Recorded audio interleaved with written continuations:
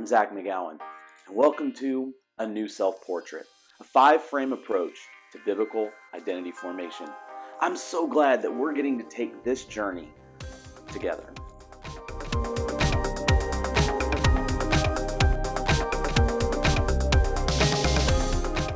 In my home, there are more than 50 pictures hanging on walls and displayed on tables all over the place. And what I've noticed about these pictures is that there are essentially 5 elements to every single one of them. There are 4 sides, what we would call the frame, and then there's the picture itself in the middle. Now, many of these pictures are portraits of one kind or another, family portraits taken at places throughout the world. Portraits of musicians on covers of individual albums. I have Johnny Cash at Folsom Prison right there. I have Marvin Gaye, Jeff Buckley. And then around my home there are the occasional selfies. Now all of these portraits capture something of the people in them.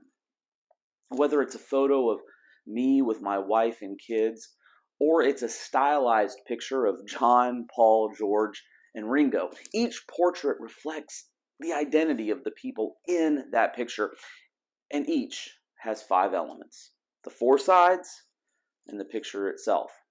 Today human beings create portraits and self-portraits at a faster rate than at any other time in human history, because we all have cameras in our pockets with our cell phones. According to one report in 2019, more than 93 million selfies were taken by Android devices alone. We see ourselves reflected back in more images than people have ever been able to, and then tens of millions of people post those images on social media every single day. They project a certain identity to the world. Even for those who've chosen not to engage in social media, that choice is based on a person's identity, their chosen way of interacting with the world. We are in an age when we can create our identity, and social scientists and psychologists have proposed 3 parts of basic identity formation: integration, differentiation, and continuity. Put simply, we determine who we are by the communities, the ideologies, the cultural inputs that we choose to make part of our lives. That's integration. But we also define ourselves by who we are not, the groups we disassociate from. That's differentiation. And then we determine our identity through the consistency of our experiences, the formative memories that help us to live in the present and plan for the future. That's continuity. But whether we do this intentionally or not, we are acting, speaking, feeling, and thinking out of this sense of who we are, out of our identity. Now I want you to take a moment and consider how you see yourself, how we see ourselves right now. You can pause the video, and with a partner or in your group, consider these questions. If you were to describe who you are to someone else, what would you include? How does that change based on who you're talking to? Pause the video, take 3 to 5 minutes, and consider those questions together.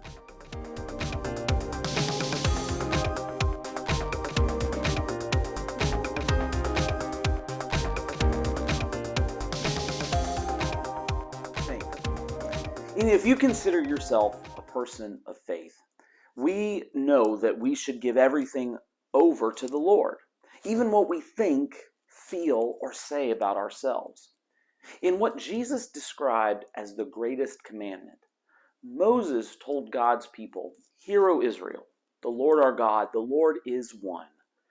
Love the Lord your God with all your heart, with all your soul, and with all your strength." The 3 goals of these 6 sessions and the devotional activities will be to help us submit our identity and its formation to the Lordship of God. We're going to do that by providing clarity about who God has said we are, according to His Word presented in the Bible. We're going to provide clarity about how we approach other cultural inputs and messages, those that we find in movies and television shows, music, books, news, and more. And finally, The goal of this course is to transform how we treat ourselves and how we treat other people in light of this biblically based understanding of identity.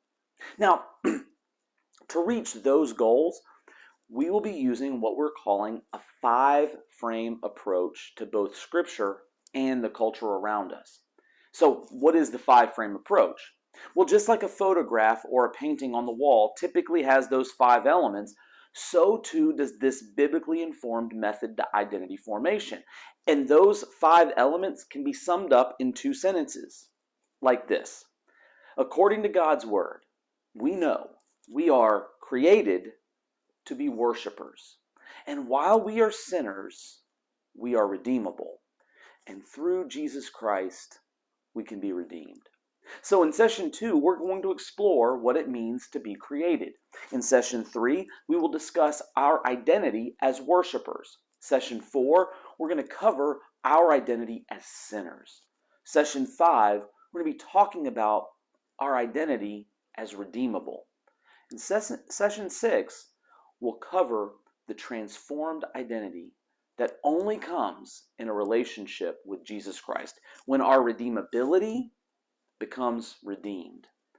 Now, for some, it may seem obvious why an intentionally biblical and culturally engaged approach to identity formation matters. That might be obvious to you, but for others, you may think that such a task is superfluous, maybe even narcissistic. Yet Jesus promised his followers that in a relationship with him, there will be abundance. In John 10:7-11, he said, "Truly, truly, I say to you, I am the door of the sheep. All who came before me are thieves and robbers, but the sheep did not listen to them. I am the door. If anyone enters by me, he will be saved and will go in and out and find pasture. The thief comes only to steal and kill and destroy. I came," Jesus said, "that they may have life and have it abundantly. I am the good shepherd. The good shepherd lays down his life for the sheep." A deep part of that abundance that Jesus promised, it comes in understanding who we truly are. And that truth can only be complete in a relationship with Jesus Christ. But the converse is also true. As Jesus points out, there are life stealers. And much of the anxiety and stress we see along all of our cultural pursuits, it's based on a sort of selfhood dissonance. Os Guinness describes this dissonance as directly related to our purpose in life. He writes, "Out of more than a score of great civilizations in human history, modern Western civilization is the first to have no agreed upon answer to the question of the purpose of life. Thus, more ignorance, confusion, and longing surround this topic now than at almost any time in history. The trouble is that as modern people, we have too much to live with and too little to live for." This pursuit matters because it will help give us the tools to ask of ourselves, what is seeking to steal my true identity, and how can I live into the abundant life God's promised? Relatedly, this also matters because as we know ourselves better, we actually get to know the Lord better. John Calvin wrote at the outset of the Institutes of Christian Religion, "Our wisdom, insofar as it ought to be deemed true and solid wisdom, consists almost entirely of 2 parts, the knowledge of God and of ourselves." And Calvin goes on to say that those 2 are interrelated. So any task of coming to grips with the nature of our identities, so long as there is a submission to the lordship of God, it will yield a greater understanding of who God is, what he calls us to be and do. Right now, with a partner or in your group, think about some of these ideas. How would you describe a good or abundant life? What does it include? What has influenced your answer to those questions? How does our knowledge of ourselves affect our view of that good and abundant life?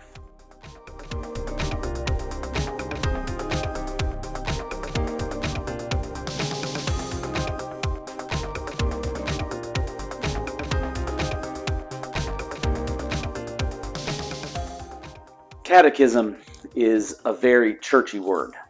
In fact, outside of religious contexts, the word is almost entirely unknown. But a catechism is a certain way of educating people through a basic series of questions and well-researched answers. The religiously faithful, usually beginning with children, would be taught something basic about life, faith, God, and more. In my tradition, the Presbyterian tradition, we have several collections of these questions and answers written at various times and for various purposes. The most well-known catechism question is question number 1 from the Westminster Shorter Catechism. It asks this: what is the chief end of man?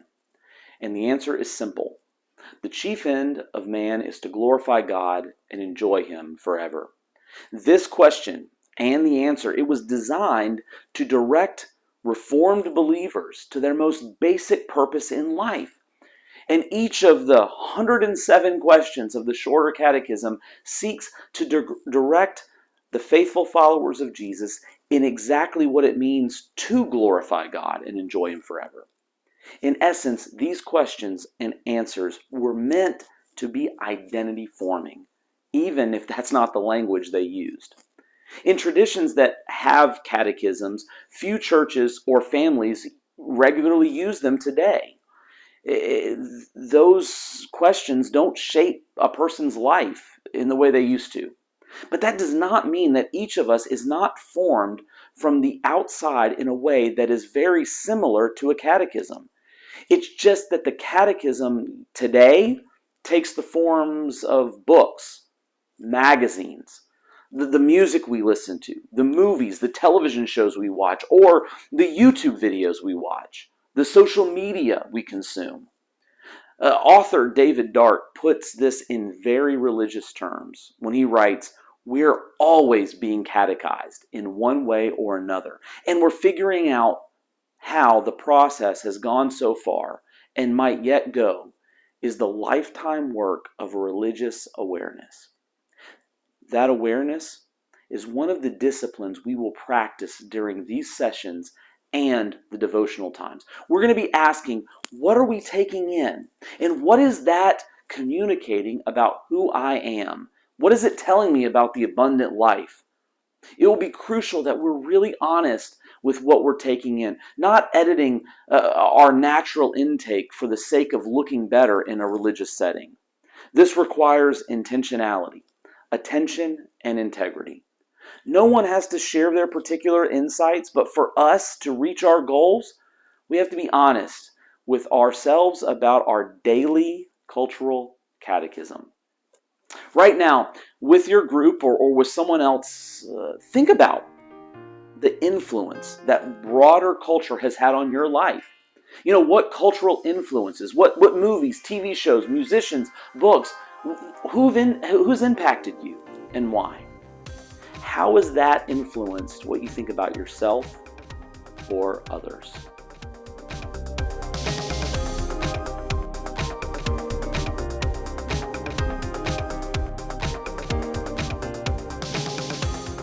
I think it's pretty obvious from the outset of this session that you can tell I love music.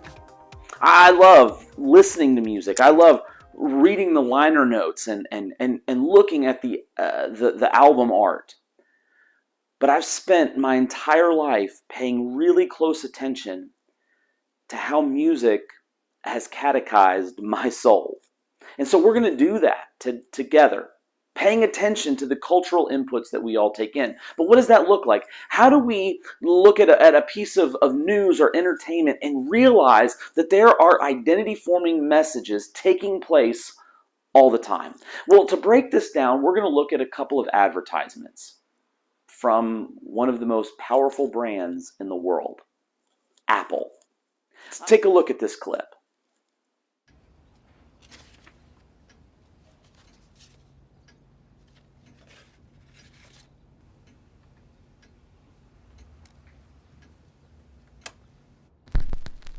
My darling Raymond, though you can't be here for the holidays, we'll always be together in my heart. It's very clear Our love is here to stay, not for a year, but ever and a day. In time the Rockies may crumble, Gibraltar may tumble, they're only made of clay, but our love is here to stay.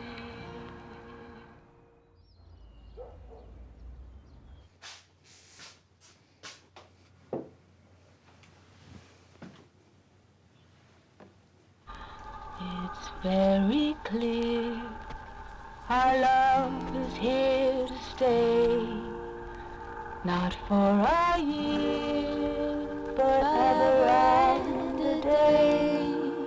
In time the Rockies may crumble, Gibraltar may tumble, they're only made of clay, but our love is here to stay. As you watch this clip, what do you think is the catechesis? What is the message of this commercial? Basically, what does it tell us about ourselves and humanity as a whole? What does it communicate about the good and abundant life? And in what ways is it communicating truth, you think? In what ways is it not? You can pause the video if you'd like and talk about it with the people around you. Think about what this ad is telling us about who we are and who we should be.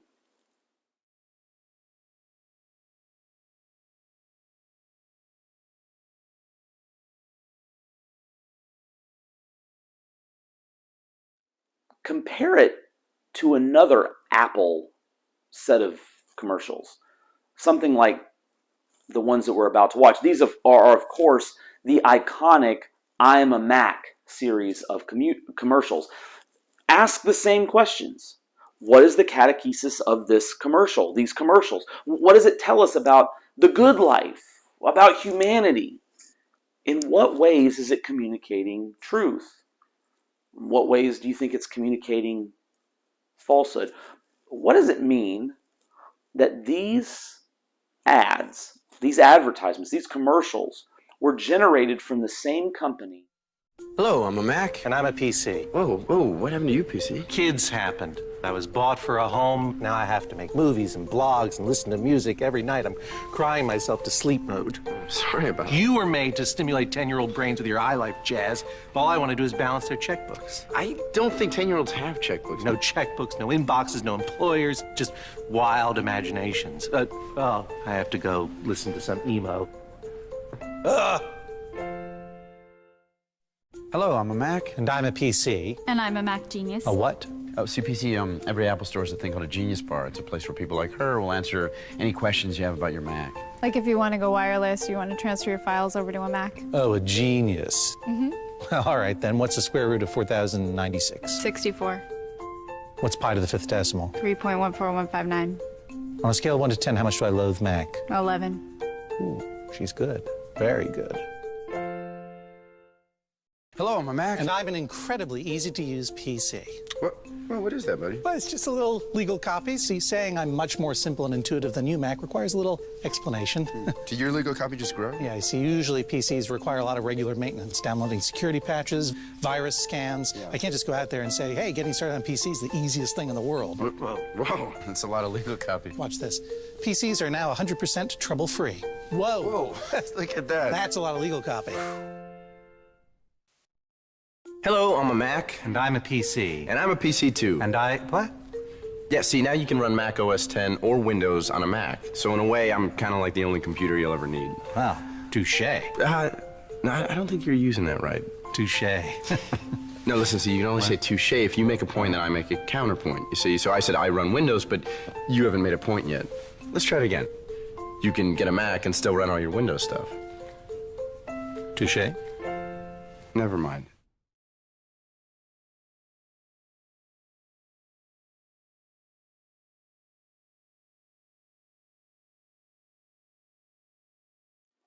Now, as you've thought through those commercials, I want you to understand that to pay special attention to our personal, individual, cultural catechesis, it's to take those cultural messages, those inputs which we see and hear and experience every day, and ask the question of ourselves, how is this shaping me?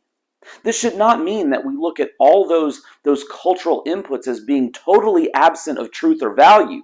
David Dark writes, to affirm that a film or comic book has been a means of grace to me is to begin to take stock of my whole multitude of counselors, the voices I depend upon to make better and more artful sense of myself and others. Why not see what all's in there? Why not hold it out with open hands? During the devotions and in each session, you will be asked to look intently at the cultural catechesis of your life and compare that both positively and negatively to the truth of Scripture. The goal of this cultural catechesis is not to admonish us to stop watching Netflix or listening to Spotify or to only take in that which has an explicitly Christian label, but rather to get us to examine how all these media channels are influencing us so we can be more wise to them, to help us to engage others as they are influenced by them as well. I'm so glad that you've joined me for session 1. In session 2, we're going to dig a little more deeply into the 5-frame approach. But in the meantime, I encourage you to look through those devotional guides. Really take those seriously. Some of those cultural messages that we'll be asking you to examine, they may not be familiar to you, but they're familiar to someone. Let's take seriously our identity and submit our identity to the Lordship of Jesus Christ. Thanks for joining me. We'll see you next time.